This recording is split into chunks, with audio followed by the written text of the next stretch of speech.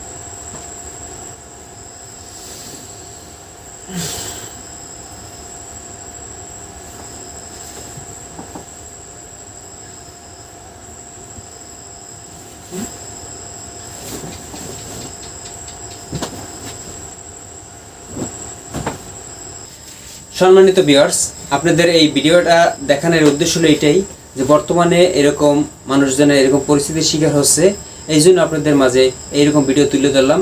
বিশেষ করে আপনারা রাত্র 2টা 1টা পর্যন্ত মোবাইলটা চাপবেন না, এবং চাপলে পরেও আপনারা মোবাইলটা বিশেষ করে এইরকম টেবিলের উপর রাখিয়া তা মোবাইলটা চার্জে লাগবেন, ওই বালিশের পাশে রাখবেন না। এবং সবাই এই শিকার হইতেছে এবং সবাই সতর্ক থাকবেন। এটা শিক্ষামূলক একটা ভিডিও আপনাদের দেওয়ার জন্য ধন্যবাদ, অসংখ্য ধন্যবাদ।